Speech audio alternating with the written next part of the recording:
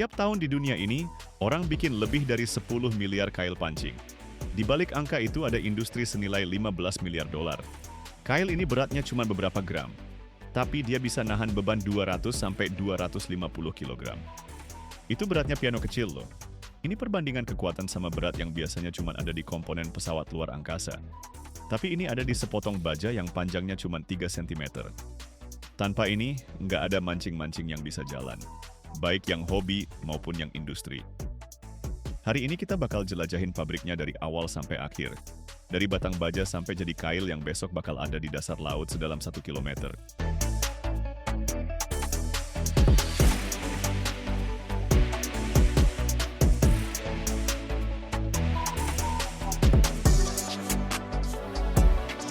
Semuanya dimulai dari gulungan kawat baja. Baja karbon tinggi. Kandungan karbonnya dari 0,6 sampai 0,8%. Ini 3 kali lebih banyak daripada baja biasa. Karbon bikin logamnya jadi keras banget. Gulungannya beratnya 200 sampai 300 kg. Kawatnya dililitin rapat dengan diameter 1 meter sampai 1 meter 20. Gulungannya dipasang di drum pengurai. Kawatnya mulai terurai dan masuk ke jalur produksi. Tapi setelah dari gulungan, kawatnya masih bengkok. Bentuknya masih melengkung gitu. Harus dilurusin. Kawatnya melewati mesin pelurusan. Ini serangkaian roll yang dipasang dengan posisi bergeser. Setiap roll membengkokkan kawat ke arah sebaliknya. 5-7 pasang roll. Tekanan di setiap roll dari 50 sampai 100 kg. Di ujungnya kawat keluar lurus sempurna. Diameter kawatnya dari 0,4 sampai 2 mm, tergantung ukuran kail yang bakal dibuat. Kecepatan masukannya 100-200 meter per menit. Itu 12 km per jam. Kawatnya ngebut banget. Di ujung jalur, pisau pemotong otomatis. Giotin. Motong kawat jadi potongan-potongan. Panjang potongannya dari 25 sampai 75 mm. Satu tebasan pisau dan satu bahan mentah. Frekuensi pemotongannya 800 sampai 1200 tebasan per menit. Itu 20 potongan per detik. Potongannya jatuh ke baki dan dikumpulin di kontainer.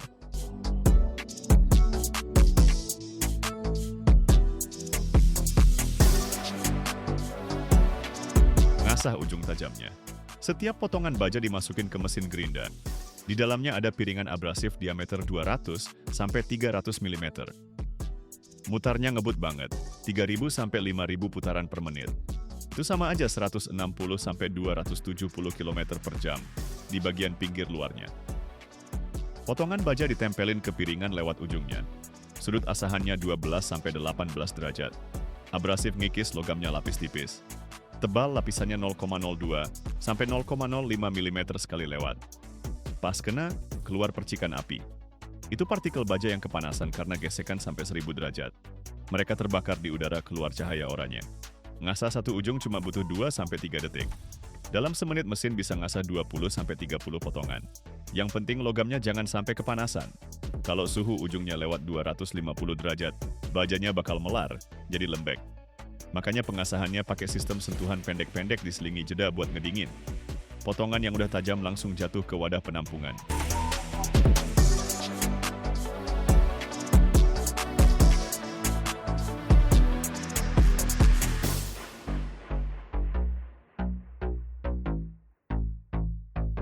Pembentukan mata kail.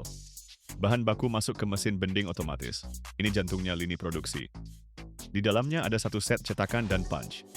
Bahan baku dikunci di matriks. Operasi pertama, meratakan batang ekornya. Punch menekan ujung tumpul bahan baku dengan kekuatan 500 sampai 800 kg. Logamnya berubah bentuk, penampangnya melebar 20 sampai 30%. Jadilah area buat lubang mata kail nanti. Operasi kedua, membentuk lubang mata kailnya. Punch dengan profil bulat menekan batang ekor yang udah diratakan tadi dan menekuknya jadi cincin diameter 1 sampai 3 mm. Operasi ketiga, menekuk badan utama mata kail. Bagian tengah bahan baku ditekuk mengelilingi mandrel silinder. Radius tekukannya 3 sampai 10 mm. Kekuatan tekuknya sampai 1,5 ton. Operasi keempat, membentuk duri. Microstamp menekan badan mata kail di dekat ujung tajamnya dan membengkokkan duri kecil setinggi 0,3 sampai 0,8 mm. Duri ini bikin ikan nggak bisa lepas. Seluruh siklusnya 4 operasi dalam 0,8 sampai 1,2 detik. Mesinnya bekerja dengan kecepatan 50-80 siklus per menit. Mata kail yang udah jadi didorong keluar dari matriks dan jatuh ke baki.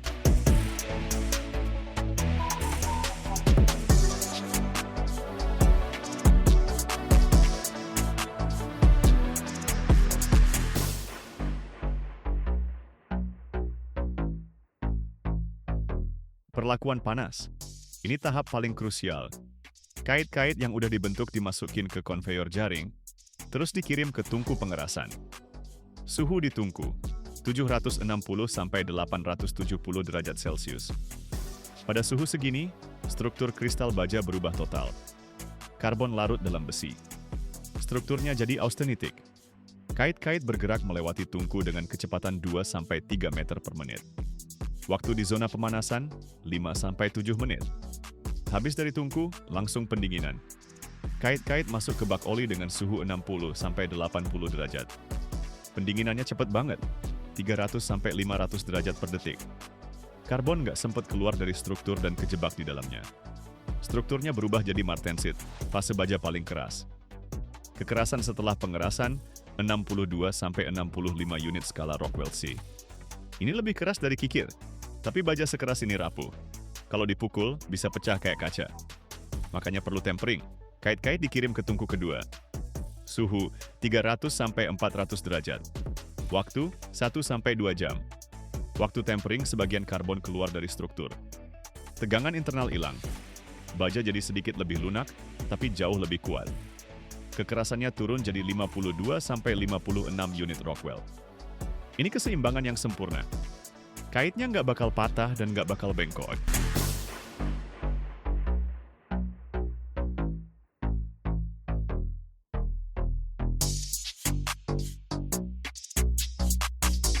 Proses finishing permukaan. Habis di heat treatment, kail-kail ini kena kerak. Lapisan hitam dari oksida besi gitu. Harus dibuang nih. Kail-kailnya dimasukin ke bak asam. Biasanya pakai asam sulfat konsentrasi 10-15%. Suhu larutannya 40-60 derajat. Waktu perendamannya 10-20 menit. Asamnya bakal ngikis keraknya, tapi logamnya sendiri nggak terlalu kena. Permukaannya jadi bersih, abu-abu doff gitu. Habis kena asam, langsung dibilas pakai air. Terus masuk ke proses elektroplating. Kail-kailnya dicelup ke bak elektrolit. Paling sering itu nickel plating. Elektrolitnya nikel sulfat, konsentrasi 100-200 gram per liter. Suhunya 50-60 derajat. Kail-kailnya disambungin ke katoda. Anodanya pelat nikel murni. Dialirin arus DC dengan kepadatan 2-4 ampere per desimeter persegi. Nikel dari elektrolitnya nempel ke permukaan kail. Tebal lapisannya 5-15 mikrometer. Ini fungsinya buat anti karat. Kail yang udah di nikel plating tuh bisa tahan bertahun-tahun di air asin. Waktu nikel platingnya 20-40 menit. Buat kail item, mereka pakai black nickel plating. Di situ elektrolitnya ditambahin seng sama belerang. Buat kail yang murah-murah, pakai galvanis aja gantiin nikel. Prinsipnya sama sih, cuman lapisannya zinc.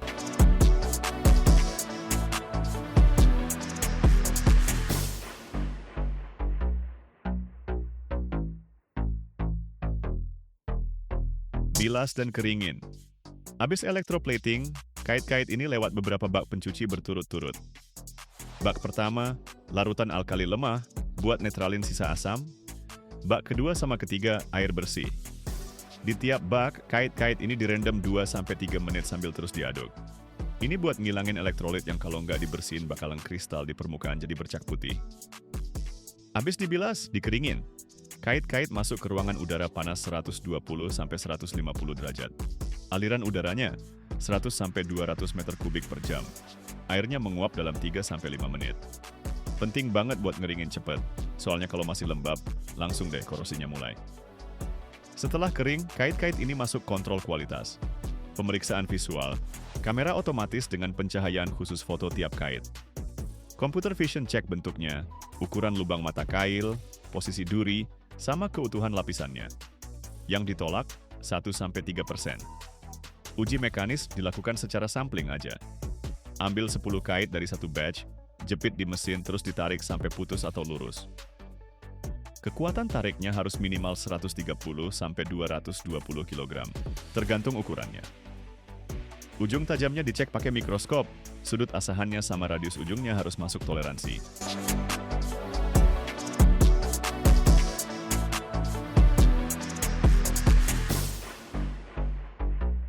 Pengemasan. Kail yang lolos kontrol kualitas langsung disortir otomatis berdasarkan ukuran. Ukurannya ditandai dengan nomor, dari 20, paling kecil 1,5 mm, sampai 5,0, paling gede 20 mm. Kail-kail ini masuk ke mesin pengemas otomatis. Dosator menghitung jumlah yang pas, 10, 25, atau 50 buah. Kailnya jatuh ke kotak plastik atau disegel di blister pack. Di kotaknya ditempel label yang nunjukin ukuran, jumlah, sama brandnya. Kotak-kotak ini dikelompokkan ke kardus besar isi 100 sampai 200 buah. Kardusnya ditata di palet. Satu palet isinya 10 sampai 20 ribu kail. Dari gudang semuanya dikirim ke toko-toko, pasar, atau dijual online. Satu pabrik dengan kapasitas menengah bisa bikin 50 sampai 80 juta kail per tahun. Mesinnya jalan 24 jam, 6 hari seminggu. Kailnya dikirim ke seluruh benua.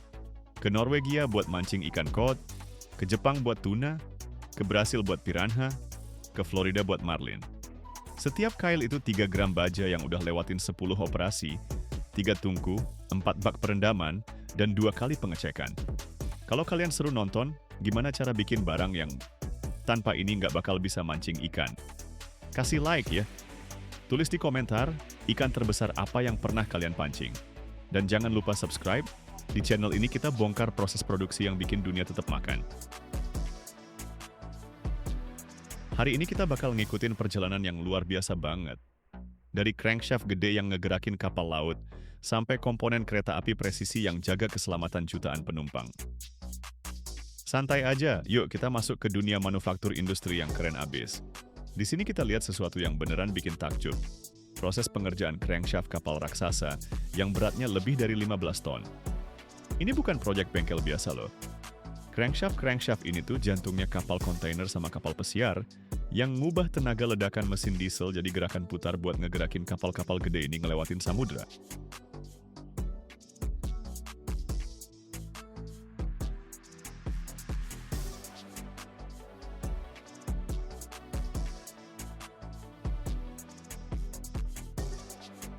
Bintang utamanya nih, mesin bubut boring vertikal yang beneran revolusioner.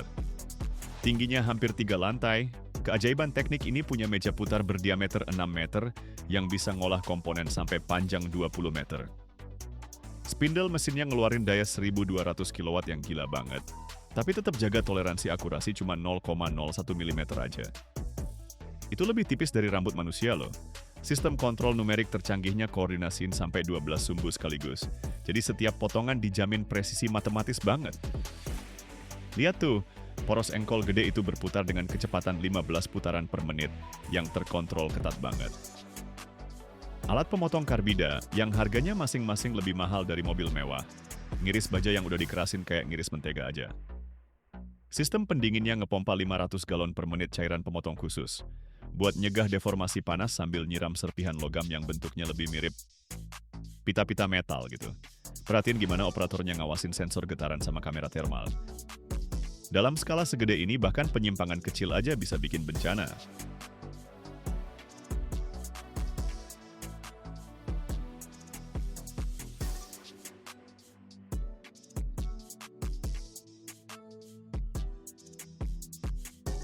Keajaiban beneran terjadi pas proses finishing nih. Pakai tools berlian, permukaan bisa halus banget sampai 0,4 mikron. Lebih mulus dari kaca cermin loh. Sistem laser terus ngecek ukurannya, sementara tes ultrasonik mastiin struktur dalamnya tetap sempurna. Crankshaft ini bakal jalan puluhan tahun, ngasilin jutaan siklus tenaga kuda. Ini bukti presisi engineering Jerman yang ngubah baja mentah jadi masterpiece mekanik seharga lebih dari $500 juta. Selamat datang di tempat yang ngebuat ulang arti kerja berat yang sebenarnya. Ini bukan cuma mesin CNC biasa. Ini monster mekanik yang didesain buat nangani pekerjaan paling brutal dan keras di industri berat. Kalau produsen aerospace butuh bikin komponen landing gear dari titanium, atau pembangkit listrik butuh shaft turbin khusus, mereka datang ke sini. Monster ini bisa nge-machine part diameter sampai 1,5 meter, panjang 12 meter, beratnya 25 ton. Spindle utamanya ngeluarin 300 kW power lewat planetary gearbox presisi, ngasih torsi gede banget di kecepatan rendah.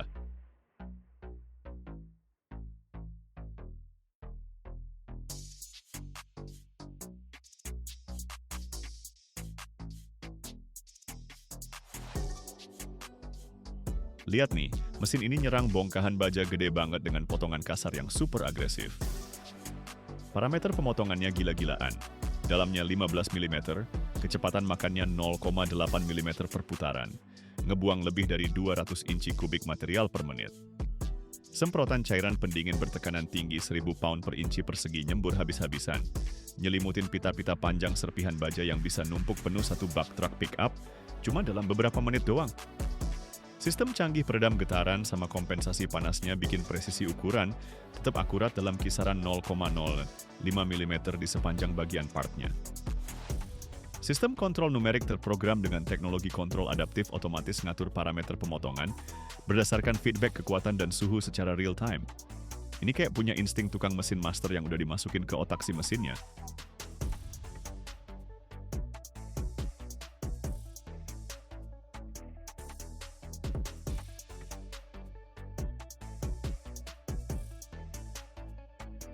Masuk ke dunia pembuatan roda kereta api, di mana keselamatan dan presisi bukan cuma prioritas doang, tapi ini soal hidup dan mati. Setiap hari jutaan penumpang mempercayakan nyawa mereka pada roda-roda ini, yang harus tahan sama tekanan gede banget, suhu ekstrem, dan jutaan kali putaran. Dari kereta super cepat yang meluncur di pedesaan Eropa, sampai lokomotif kargo berat yang ngangkut muatan melintasi dataran Amerika, roda-roda yang bakal kita lihat ini adalah puncaknya dari evolusi teknik perkeretaapian selama lebih dari 150 tahun.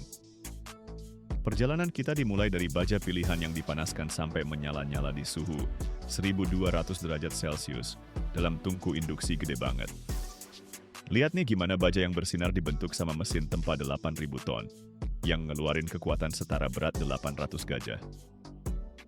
Proses penempaan ini merapikan struktur butiran baja, menciptakan kekuatan luar biasa yang diperlukan buat nopang gerbong seberat 25 ton.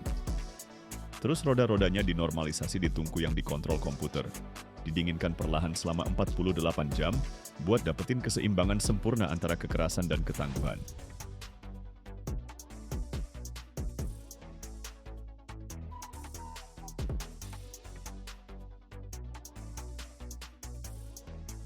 Kontrol kualitas langsung dimulai. Tes ultrasonik ngedeteksi semua cacat internal yang bisa jadi bencana banget pas dipakai nanti. Sekarang dimulai deh pekerjaan presisi yang super detail. Setiap benda kerja roda dipasang di mesin bubut roda CNC modern.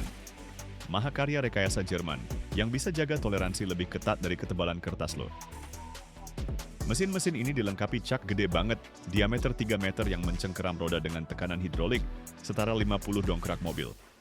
Alat potongnya tuh insert karbida khusus yang dirancang custom. Harga satunya $200 dan didesain buat tetap tajam meski udah ribuan kali potong. Sistem computer vision nge-scan setiap roda, bikin peta 3D yang ngarahin proses permesinannya. Nah, disinilah seni ketemu sama engineering. Profil roda itu bukan cuma kurva sederhana aja. Ini bentuk matematis kompleks yang nentuin gimana kereta bakal berjalan, berbelok, dan ngerem. Lihat nih gimana mesin bikin permukaan jalan dengan ketirusan presisi 1:20, flange yang nahan kereta tetap di rel, dan radius akar yang rumit buat cegah konsentrasi tegangan. Setiap pemotongan dikontrol sama sensor laser yang ngukur dengan akurasi sampai 0,01 mm. Kehalusan permukaannya harus sempurna banget. Cacat sekecil apapun bakal bikin keausan yang bisa bikin kereta anjlok pas lagi ngebut 200 mil per jam.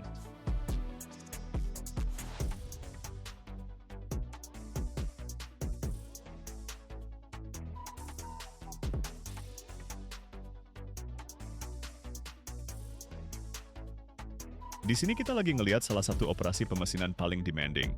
Pembubutan dan forcing lubang diameter 8 inci yang nembus komponen baja masif. Ini bukan operasi pengeboran biasa loh. Kita ngomongin soal bikin lubang presisi yang nembus material yang bisa nahan peluru tank. Operasi-operasi kayak gini umum banget dipakai di industri berat, misalnya silinder hidrolik buat peralatan pertambangan, operasi pengeboran dalam buat pengeboran minyak, sama blok silinder buat mesin diesel gede-gede. Mesin boring horizontal mendominasi operasi ini dengan spindle assembly-nya yang masif, bisa mencapai beberapa kaki ke dalam workpiece. Boring bar-nya sendiri, alat presisi yang beratnya ratusan pound, harus tetap benar-benar rigid, sementara gaya pemotongan nyoba buat ngelenturin dia. Sistem peredam getaran canggih dan bearing spindle presisi memastikan stabilitas cutting tool. Cutting insert-nya, $300 hasil engineering Carbida, harus tetap tajam sambil ngilangin inci kubik baja per menit.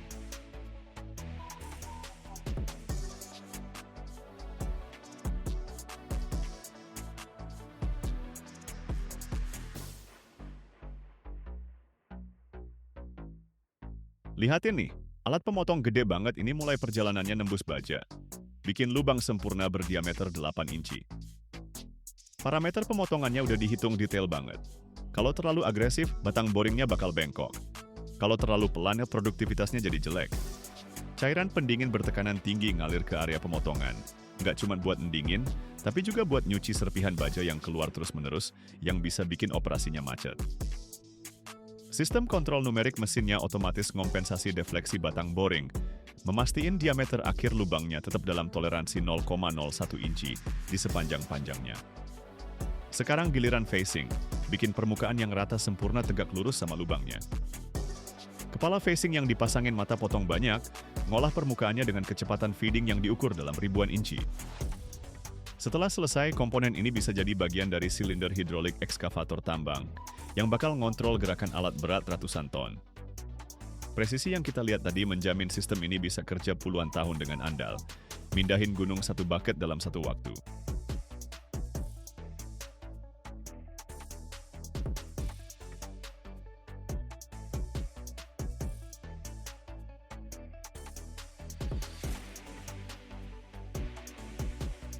Segmen terakhir kita ngebahas seni tinggi dari operasi bubut yang rumit banget, yang bikin komponen berulir kompleks dengan banyak diameter, geometri yang enjelimet, dan ulir presisi dalam satu kali setup. Part-part ini kelihatan simple sih, tapi sebenarnya ini puncaknya skill machining. Butuh koordinasi sempurna antara cutting tools, kecepatan spindle, dan feed rate buat dapetin hasil dimensi yang perfect di setiap detailnya. Komponen ini punya beberapa diameter yang dibubut, masing-masing dengan toleransi dan requirement surface finish yang beda-beda. Perhatiin geometri bertingkatnya yang butuh cutting tools berbeda buat tiap operasi, ulir internal yang harus align sempurna sama fitur eksternal, dan radius kompleks yang nyambungin permukaan dengan mulus banget. Operasi threading butuh threading tools khusus dan sinkronisasi spindle yang presisi. Sistem CNC-nya koordinasiin kecepatan spindle dengan kecepatan carriage buat bikin pitch ulir yang sempurna. Tool change-nya otomatis, tiap insert dioptimalkan buat operasi spesifiknya. Single point threading tools nge-carve helical grooves dengan akurasi matematis, bikin ulir yang bakal match perfect sama komponen pasangannya. Akurasi pitch ulir dalam rentang 0,0001 inci, sudut thread form yang tepat, dan surface finish yang sempurna. Semuanya digabung buat bikin ulir yang melampaui standar komersial. Part yang udah jadi bakal melalui quality inspection menyeluruh pakai thread gauges khusus, optical comparators, dan coordinate measuring machines. Setiap dimensi, spesifikasi ulir, dan surface finish diverifikasi sesuai engineering drawings. Part bubut kompleks kayak gini sering jadi komponen krusial di aplikasi aerospace, alat medis, atau instrumen presisi, di mana kegagalan itu bukan opsi.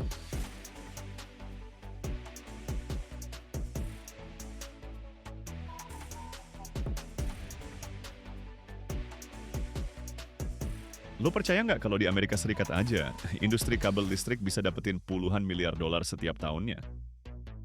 Gulungan kabel yang kelihatan kecil ini sebenarnya bawa semua aliran energi yang bikin peradaban modern tetap jalan. Di balik setiap kaki kabel, ada engineering yang super ketat. Tembaganya ditarik lewat serangkaian cetakan baja buat dapetin ukuran yang presisi banget, terus dilapisi sama isolasi berlapis-lapis yang dirancang khusus buat tahan panas dan nolak kelembapan. Penyimpangan sekecil beberapa ribuan inci aja bisa bikin overheat, korsleting, dan bahaya keamanan yang serius loh. Di film dokumenter ini, kita bakal masuk ke dalam proses pembuatan kabel listrik, fondasi yang nggak kelihatan dari kehidupan modern kita.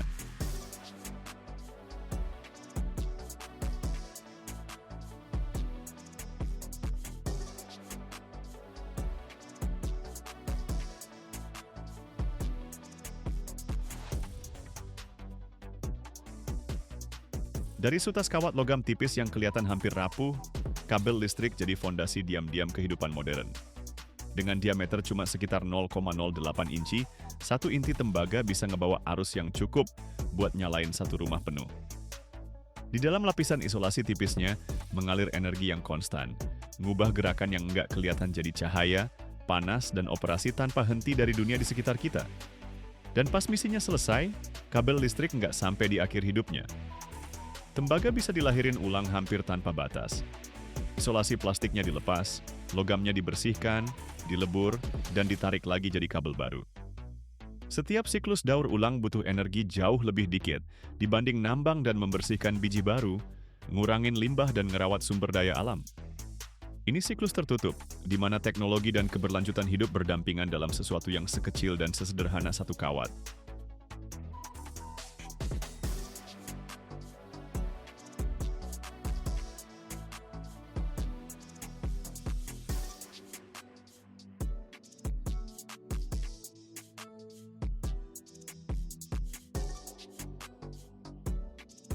Perjalanan kabel listrik dimulai jauh di bawah tanah, di tambang tembaga raksasa.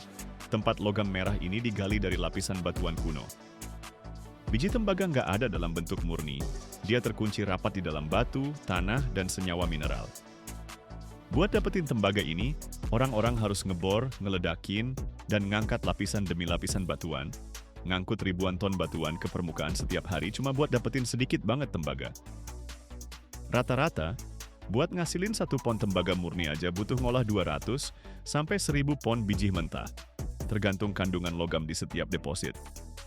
Ini nunjukin kalau nilai tembaga bukan dari kelimpahannya, tapi dari presisi yang dibutuhin buat ngekstrak dia dari timbunan material yang gede banget.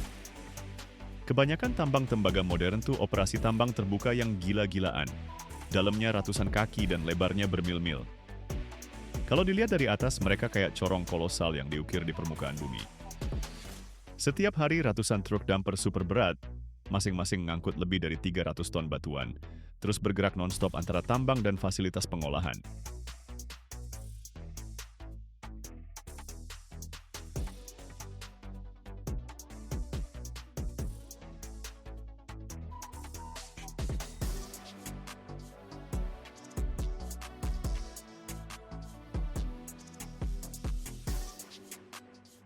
Setelah biji keluar dari tambang, bentuknya masih cuma batuan keras dengan logam yang terjebak di dalamnya.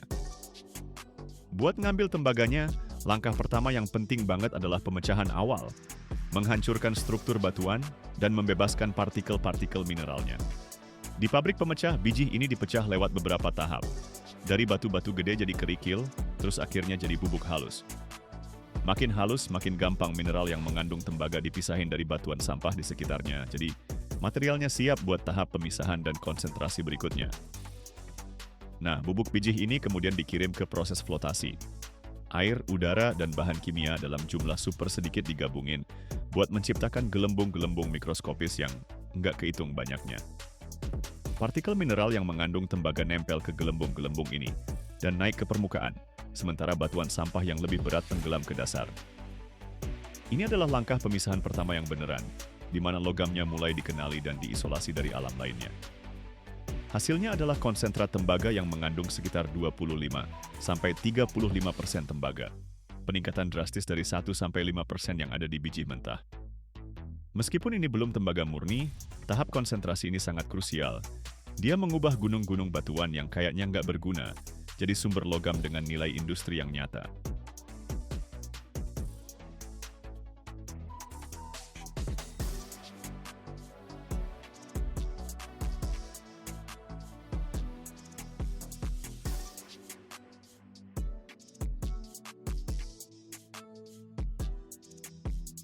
Setelah dihancurkan dan diapungkan, konsentrat masih belum jadi logam loh. Di tahap ini tembaga masih terkunci di dalam senyawa mineral, dan butuh satu langkah penting buat benar-benar dibebaskan, peleburan. Konsentrat dimasukkan ke tungku yang bekerja pada suhu super tinggi, sering lebih dari 2300 derajat Fahrenheit. Di bawah panas yang intens ini, senyawa belerang dan kotoran mulai terurai. Mereka terbakar, menguap, atau terpisah jadi terak, sementara logam yang lebih berat mengendap di dasar. Ini adalah momen ketika biji mineral beneran berubah jadi logam. Setelah peleburan, tembaga yang dihasilkan dikenal sebagai tembaga kasar dengan kemurnian 98-99%. Permukaannya menunjukkan warna merah gelap yang khas. Logamnya padat, berat, dan menghantarkan listrik jauh lebih baik daripada bentuk mineral apapun sebelumnya. Dari batuan dan biji berbentuk bubuk, tembaga muncul untuk pertama kalinya sebagai logam industri.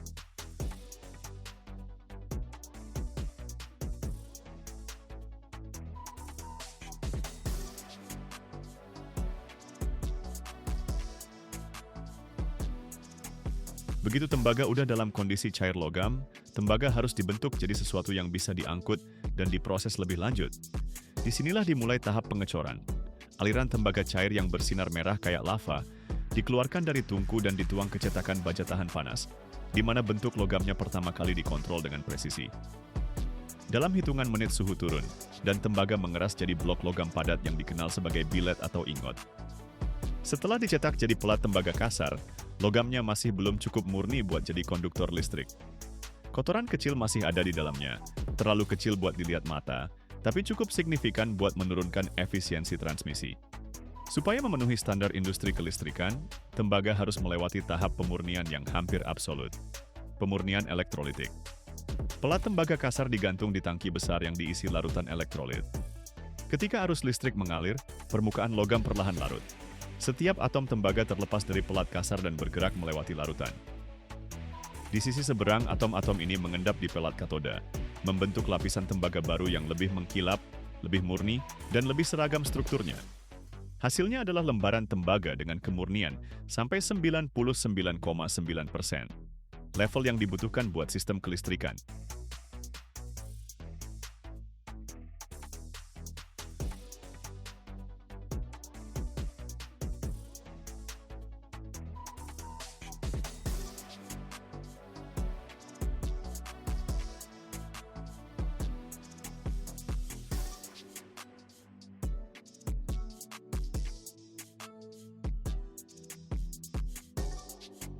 Setelah pemurnian, tembaga super murni dilebur ulang dan dicetak jadi batangan bulat gede yang namanya katanka.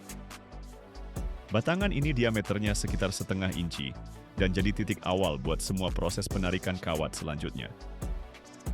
Penarikan kawat itu prosesnya ngelurusin logam secara bertahap lewat serangkaian cetakan baja yang makin lama makin kecil, masing-masing sedikit lebih kecil dari yang sebelumnya.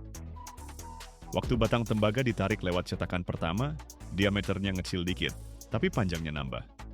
Prosesnya diulang lewat cetakan kedua, ketiga, dan seterusnya sampai kawatnya nyampe ketebalan yang dibutuhin.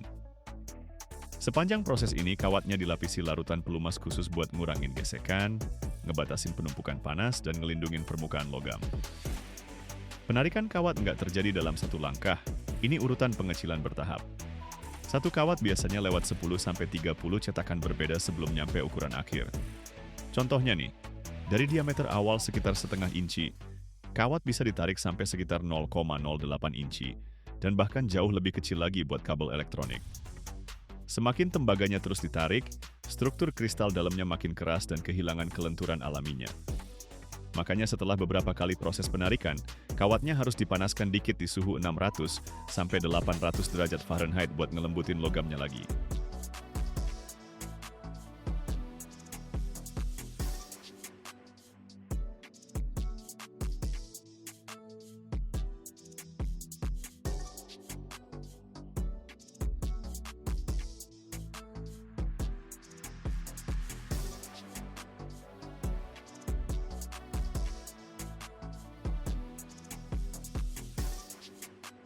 Setelah kabel ditarik sampai ukuran yang pas, serat tembaga satu persatu masih terlalu tipis dan terlalu kaku buat dipakai sendiri.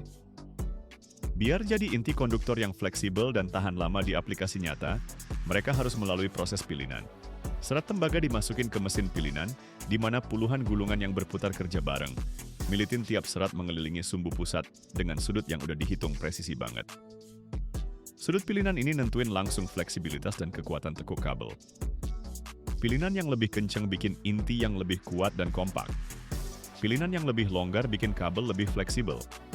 Makanya tiap jenis kabel listrik, dari kabel rumahan sampai jalur transmisi industri, punya struktur pilinan spesifik sendiri.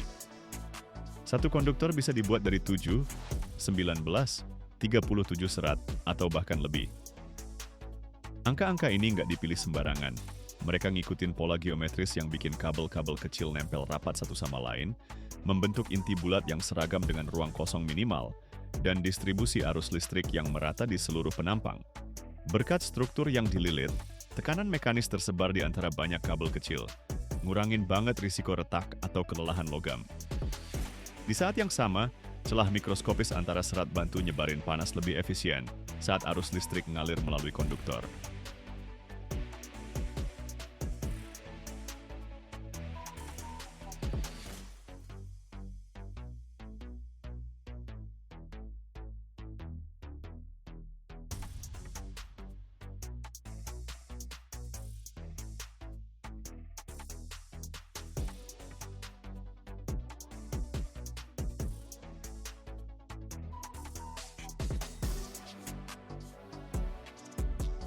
Begitu inti tembaganya udah dipintal sempurna, tetap aja belum bisa dipakai dengan aman nih. Logam telanjang ngehantarin listrik terlalu kuat banget. Bahkan titik kontak paling kecil aja bisa bikin korsleting atau bahaya serius buat orang. Makanya konduktor harus masuk ke tahap isolasi. Inti yang udah dipintal ini lewat terus-menerus ke sistem ekstrusi, di mana bahan isolasi kayak PVC, PE, atau polietilen yang di-crosslink dilelehkan dan dipres rapat di seluruh permukaan logam.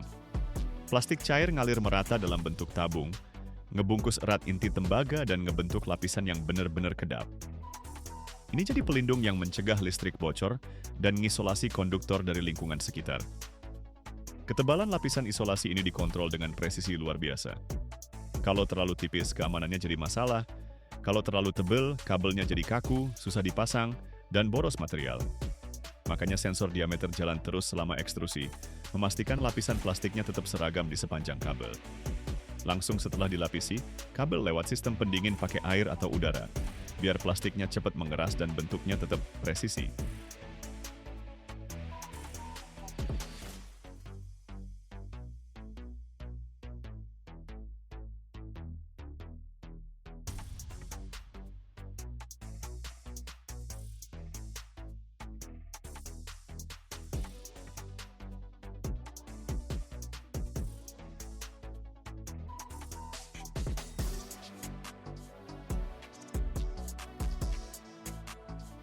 Begitu lapisan isolasi udah dingin total dan stabil, kabel langsung masuk ke mesin penggulung.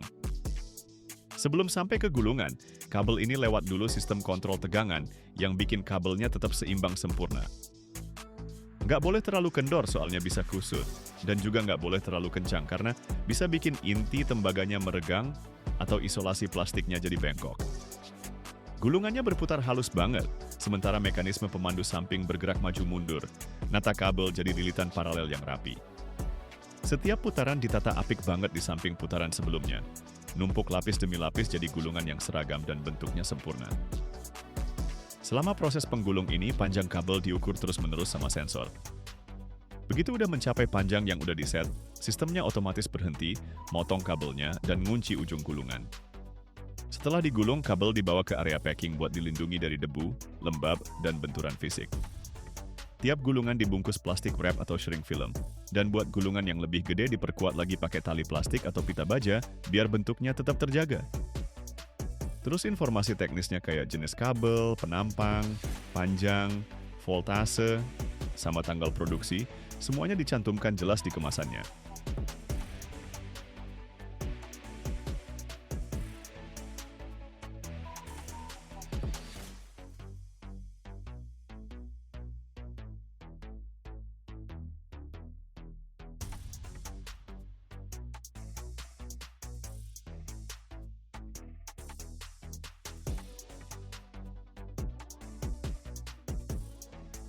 Dari tambang tembaga yang dalam banget di bawah permukaan bumi, logam merah ini melewati perjalanan panjang, lewat sains dan industri buat jadi kabel listrik.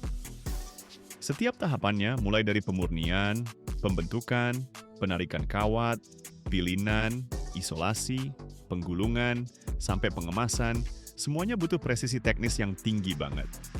Yang kelihatan kayak produk sederhana, sebenarnya adalah hasil dari geologi kuno, teknik modern, dan sistem produksi gede yang jalan terus tanpa henti.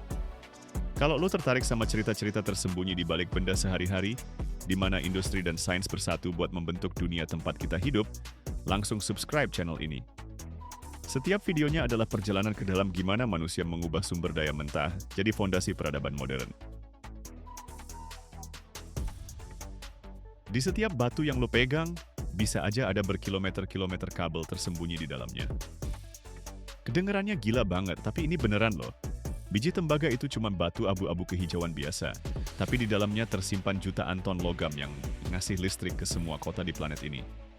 Setiap kabel di rumah lo, setiap kabel bawah tanah, setiap jalur transmisi listrik yang membentang lintas benua.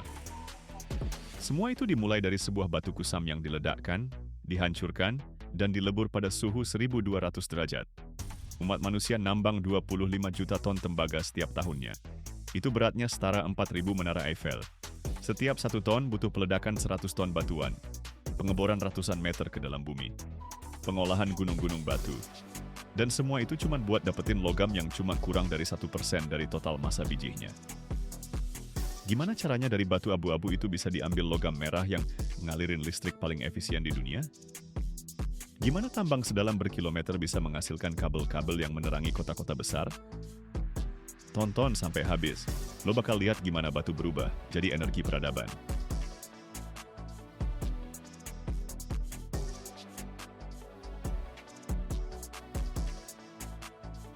Chuquicamata, utara Chili. Gurun Atacama, tempat paling kering di bumi. Di sini ada tambang tembaga terbuka terbesar di planet ini. Dalamnya 1 km. Lebarnya 4. Panjangnya 5 km. Ini luka di kerak bumi yang kelihatan dari luar angkasa. Ekskavator segede gedung 3 lantai nggak berhenti ngegali batuan, 24/7. Setiap sekopnya 20 meter kubik. Dalam 1 jam, satu ekskavator aja ngangkat 1.000 ton biji. Truk dump Bel AZ dengan roda setinggi 4 meter ngangkut 300 ton per trip. Jalan dari tambang ke atas tuh berkelok-kelok sepanjang 20 km. Truk-truk merangkak spiral selama sejam buat keluar ke permukaan. Chili produksi 6 juta ton tembaga per tahun. Itu 28% pasar dunia loh. Peru ngasih 2,5 juta ton. Cina nambang 1,5 juta tapi konsumsinya 14 juta. Sisanya beli dari luar. AS produksi 1.200.000 ton. Rusia 700.000. Tembaga itu sumber daya strategis banget. Tanpa tembaga nggak ada jaringan listrik, nggak ada komunikasi, nggak ada elektronik. Negara-negara berebut deposit tambang lebih diam-diam daripada minyak, tapi nggak kalah sengitnya.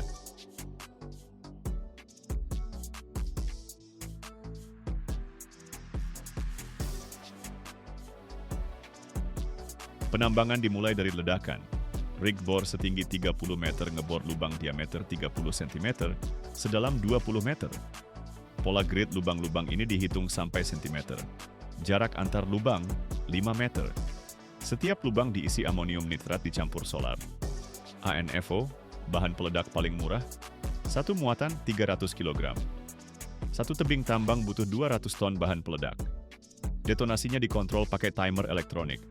Setiap lubang meledak dengan jeda 10 milidetik. Ini bikin gelombang kehancuran yang ngehancurin batuan, tapi nggak nyebar kemana-mana. Ledakannya berlangsung 3 detik.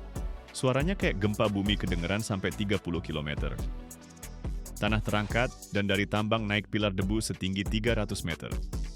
Pas debunya turun, di depan mata, 1 juta ton batuan hancur. Ekskavator mulai kerja. Dalam sehari harus ngangkut semua sebelum ledakan berikutnya. Prosesnya non-stop. Ledakin angkut nebor lubang baru, ledakin lagi. Tambangnya makin dalam 20 meter per tahun.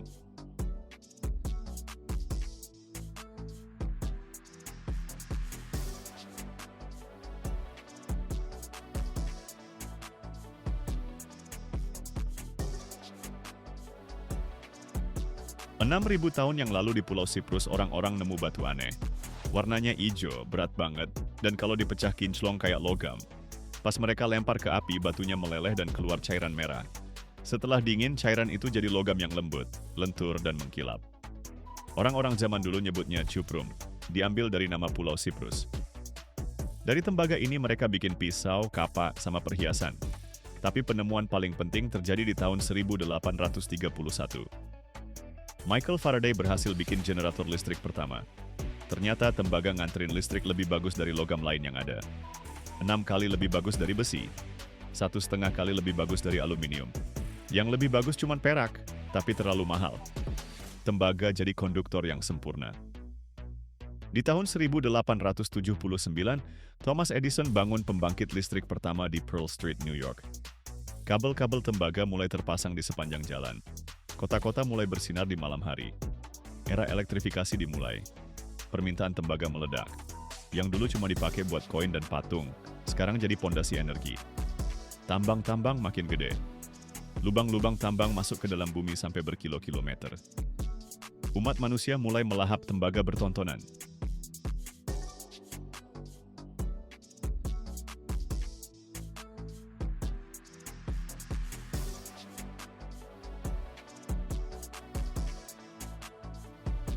Abad ke-20 udah ngubah tembaga jadi sistem peredaran darah peradaban. Setiap rumah butuh 200 kilo tembaga, kabel, pipa, radiator. Satu mobil aja, 23 kilo tembaga di generator, starter, sama kabelnya. Satu turbin angin, 4 ton tembaga di lilitan generatornya. Pabrik Tesla buat produksi baterai, 10.000 ton tembaga tiap tahun. Jalur transmisi listrik lewat Siberia, 300.000 ton tembaga buat ribuan kilometer kabel. Awal abad ke-21, manusia udah nambang 15 juta ton per tahun. Tahun 2020 sampai 25 juta ton. Naik 60% dalam 20 tahun. Alasannya, elektrifikasi negara-negara berkembang. India bangun kota-kota baru. Cina bikin jalur kereta cepat. Afrika pasang panel surya. Semua butuh tembaga. Masalahnya biji yang kaya udah mulai habis. Dulu biji ngandung 5% tembaga. Sekarang 0,5%. Buat dapetin 1 ton logam, harus ngolah 200 ton batuan.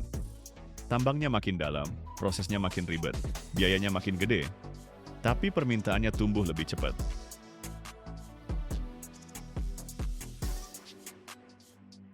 Biji dari tambang dibawa ke pabrik pengolahan.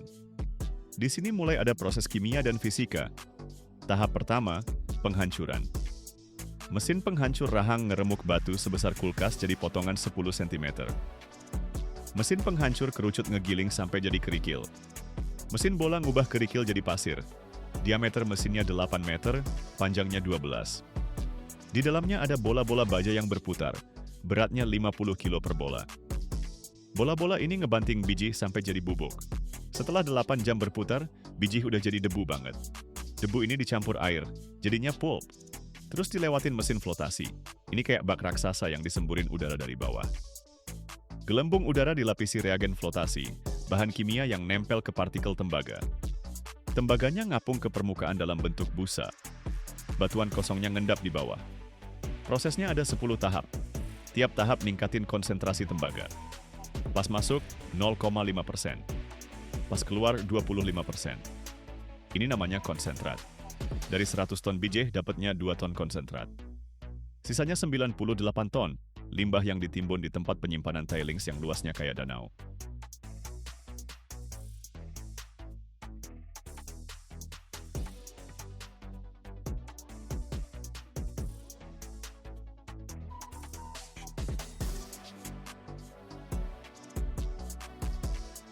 Konsentrat dikirim ke pabrik peleburan tembaga. Di sini bakal diubah jadi logam murni. Tahap pertama, pemanggangan. Konsentrat dipanaskan sampai 700 derajat dengan oksigen. Belerangnya terbakar jadi gas belerang. Yang tersisa adalah sinter, campuran oksida tembaga dan besi. Sinter ini dimasukkan ke tungku reverberatori.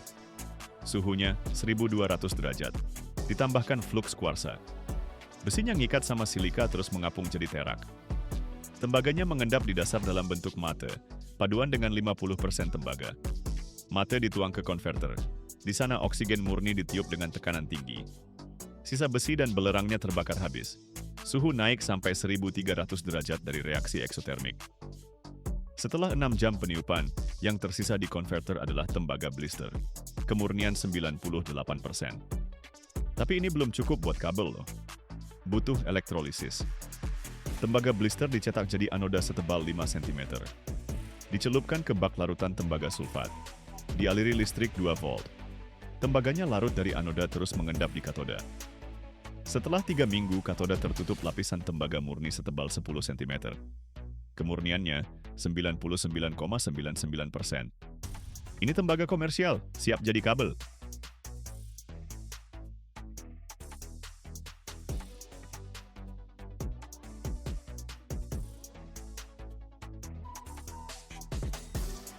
Nah, begini nih prosesnya. Dari ledakan ditambang sedalam 1 km, lewat penghancuran, flotasi, peleburan di suhu di atas 1000 derajat, sampai elektrolisis, batu abu-abu berubah jadi logam merah yang ngalirin listrik ke setiap rumah di planet ini.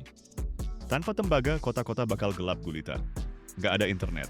Semua pusat data kerja pakai busbar tembaga. Nggak ada mobil listrik, 1 Tesla aja butuh 80 kg tembaga. Nggak ada energi terbarukan. Pembangkit surya sama angin butuh tembaga 3 kali lipat, lebih banyak daripada pembangkit batu bara. Tiap tahun manusia pasang 10 juta kilometer kabel tembaga. Itu jarak dari bumi ke matahari, pulang pergi 7 kali loh. 25 juta ton logam yang nyambungin benua-benua jadi satu jaringan listrik raksasa. Tembaga itu sistem saraf peradaban. Aliran listrik lari di pembuluh tembaga kayak pikiran yang lewat neuron. Pabrik jalan, rumah sakit nyelamatin nyawa, rumah-rumah bersinar di malam hari. Semua berkat logam yang dulunya cuma batu hijau di dalam tanah. Setiap kali lo nyalain lampu, inget ya, antara jari lo dan bohlam itu ada kilometer-kilometer kabel tembaga yang lahir dari ledakan di tambang terpencil di ujung dunia sana. Ini sihir mengubah batu jadi energi. Dan sihir ini nggak bakal berhenti selama kota-kota masih menyala.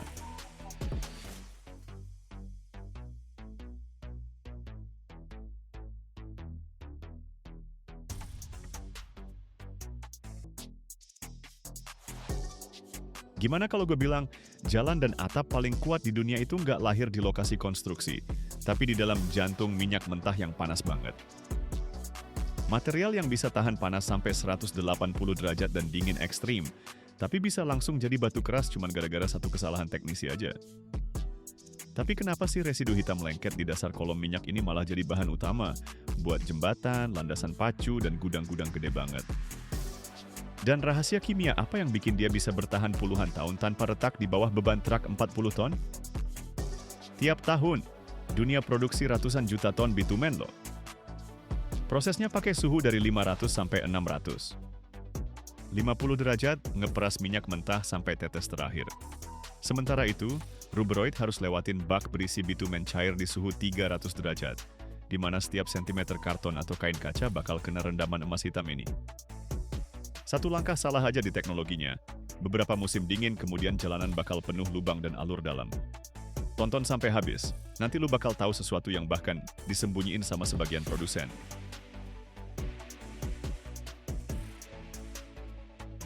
Bayangin pabrik pengolahan minyak yang gede banget.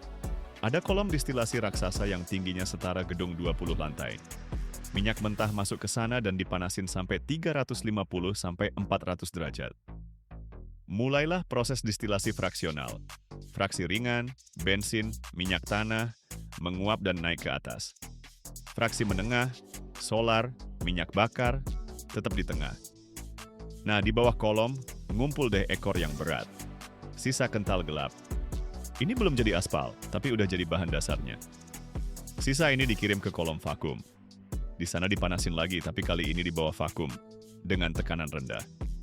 Ini memungkinkan penguapan sebagian fraksi lagi yang bakal jadi pelumas dan parafin, tanpa naikin suhu sampai molekul beratnya rusak. Nah, yang tersisa setelah pemerasan bagian paling berat ini, itulah bahan dasar buat aspal dan resin. Tapi ini masih produk mentah loh. Selanjutnya masuk ke proses kimia. Ke reaktor gede banget dimasukin sisa ini dan ditambahin komponen lain. Misalnya minyak ringan, polimer, pengubah sifat, kadang belerang juga.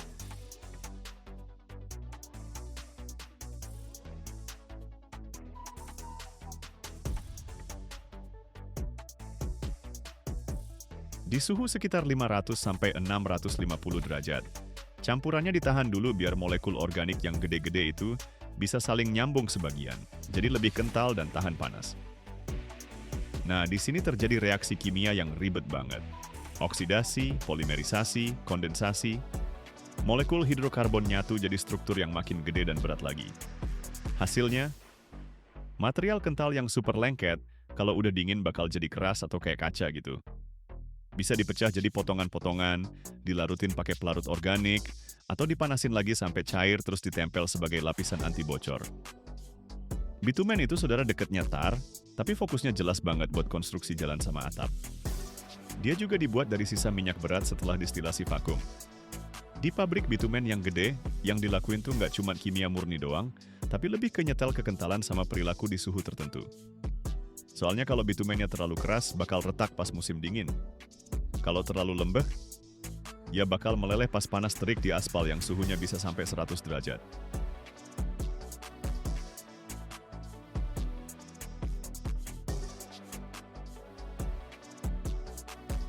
Makanya dalam teknologi ada istilah penetrasi. Seberapa dalam jarum masuk ke sampel pada suhu dan beban tertentu. Para insinyur ngubah perbandingan fraksi ringan dan berat, nambah modifier polimer, buat dapetin material yang nggak meleleh pas panas dan nggak jadi rapuh pas dingin.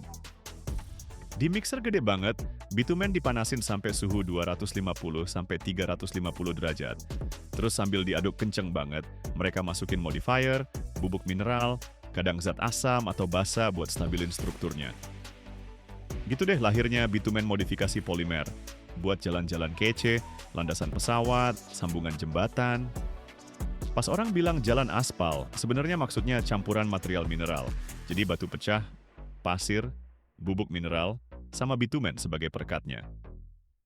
Di mixer aspal gede, batu pecah dikeringin dulu terus dipanasin sampai suhu sekitar 300 derajat Fahrenheit, biar nggak ada kelembapan di dalamnya.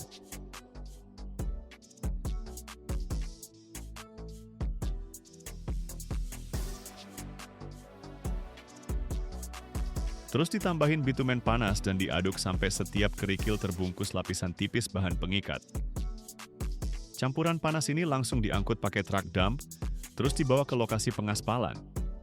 Kalau bitumennya dibuat asal-asalan, nggak sampai beberapa musim udah bakal muncul alur, retak-retak, sama lubang. Tapi kalau teknologinya sempurna, aspalnya bisa bertahan tahunan dilindas truk-truk puluhan ton. Buat atap bitumen, ini cerita gimana dari gulungan material biasa jadi pelindung kuat yang tahan hujan, sinar UV, sama perubahan suhu ekstrim. Dasarnya pakai karton, kain kaca, atau jaring polyester berbentuk gulungan lebar sekitar 1 meter. Dasar karton dipilih buat material yang lebih murah dan beban ringan, kain kaca dipilih kalau butuh tahan panas lebih bagus dan nggak gampang berubah bentuk. Sedangkan polyester buat atap yang fleksibel, di mana elastisitas dan ketahanan sobek itu penting banget. Semua bahan dasar ini punya satu kesamaan. Pori-porinya banyak, jadi kalau nggak dilapisi, gampang nyerap air dan cepat rusak.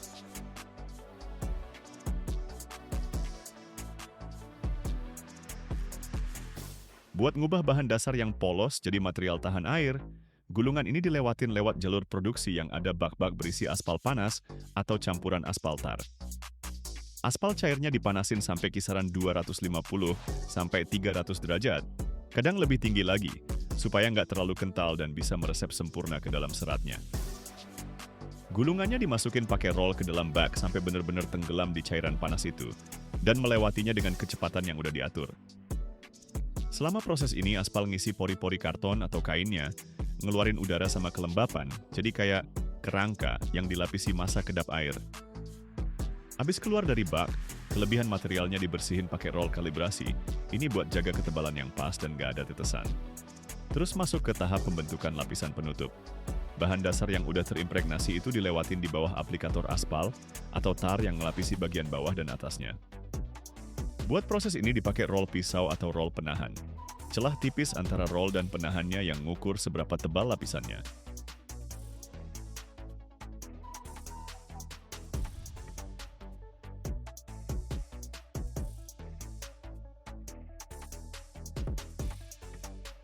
Lapisan bawah fungsinya buat nempel kuat ke atap atau fondasi. Makanya mereka nambah plasticizer yang lebih elastis. Kayak polimer, minyak, sama bahan khusus yang bikin nggak gampang retak waktu ditekuk atau kena perubahan suhu. Nah, lapisan atas nih kerjaannya kayak armor pelindung dari matahari, hujan es, dan kerusakan fisik. Jadi mereka bikin lebih keras dan tahan panas, kadang dimodifikasi pakai polimer biar lebih tahan sinar UV. Pas lapisan atasnya masih panas dan lengket, langsung ditaburi butiran mineral. Di jalur produksi ada dispenser yang nyebarin butiran mika, granulat basal, atau serpih batu tulis dengan rata di atas ban berjalan. Partikel-partikel ini langsung nempel ke bitumen yang masih lembek dan ngelok setelah dingin. Taburan ini bukan cuma buat tekstur kasar yang kece loh. Fungsinya sebagai perisai dari radiasi ultraviolet. Matahari jadi nggak terlalu panasin permukaan bitumen, materialnya lebih awet dan nggak cepet retak. Plus, butiran-butiran ini bikin lebih tahan aus juga.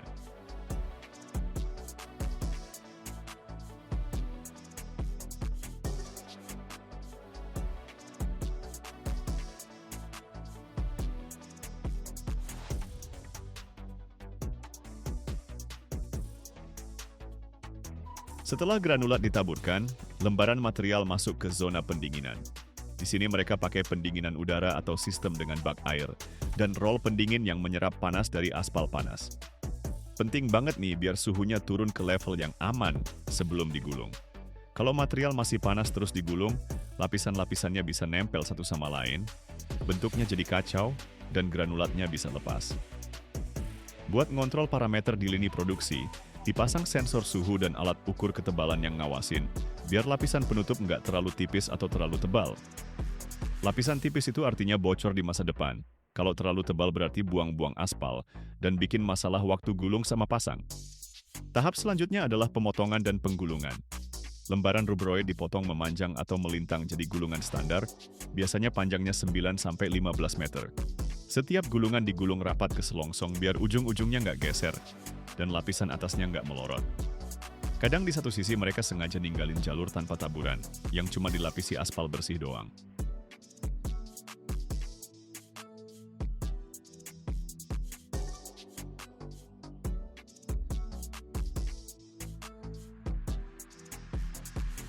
Waktu pemasangan, strip ini ditumpuk sama lembaran sebelahnya, jadi sambungan yang rapet banget, dan plastik atau granulatnya nggak ngeganggu waktu dipanasin pakai torch. Di dalam gulungannya ditambahin lapisan pembatas dari plastik atau kertas, biar nggak lengket satu sama lain pas lagi dikirim atau disimpan. Material jadinya dikasih label. Di etiketnya tercantum jenis dasarnya, berat bitumen per meter persegi, tipe taburan permukaannya, suhu fleksibilitas, sama parameter penting lainnya buat arsitek dan tukang pasang. Tapi ceritanya nggak berhenti di situ, soalnya gimana si atap berpelaku di atas gedung itu tergantung banget sama apa aja yang udah dicampur ke dalamnya sejak dari pabrik. Kalau pakai bitumen oksidasi biasa, materialnya bakal murah sih, tapi gampang banget terpengaruh perubahan suhu. Di atap yang kena matahari langsung, yang pas musim panas bisa panas sampai 180 derajat, lapisan kayak gini lama-lama bakal kehilangan elastisitasnya, jadi keras dan gampang retak. Biar nggak kejadian kayak gitu, mereka nambahin polimer ke campuran pengikatnya. Modifier polimer ini bikin materialnya lebih lentur pas dingin dan lebih tahan suhu tinggi.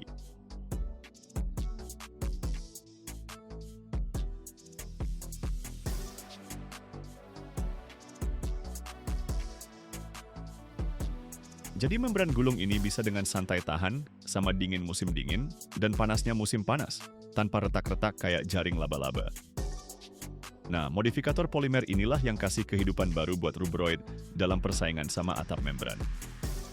Bayangin aja atap kompleks gudang seluas puluhan ribu meter persegi. Skema klasiknya gini, dasarnya diratain dulu, terus lapisan primer dari emulsi bitumen, habis itu beberapa lapis material gulung dengan tumpang tindih 10 cm. Lapisan bawah sering dipanasin. Dibalik dengan granulat menghadap ke atas, dipanasin pakai pembakar gas sampai bitumennya lembek, terus direkatkan ke dasarnya. Lapisan atas dipasang dengan cara yang sama, bikin karpet utuh, di mana sambungannya jadi zona paling krusial. Kualitas sambungan inilah yang nentuin, atapnya bocor atau enggak. Dan begitulah, lewat perjalanan dari dasar kolom minyak melalui distilasi vakum, melalui pemanasan sampai 650 derajat dan oksidasi, melalui bak-bak berisi bitumen cair di suhu 300 derajat, melalui taburan granulat mineral dan pendinginan, lahirlah material yang melindungi jutaan bangunan dari hujan dan salju, tahan 180 derajat panas dan 30 derajat dingin, bertahan puluhan tahun tanpa retak satupun.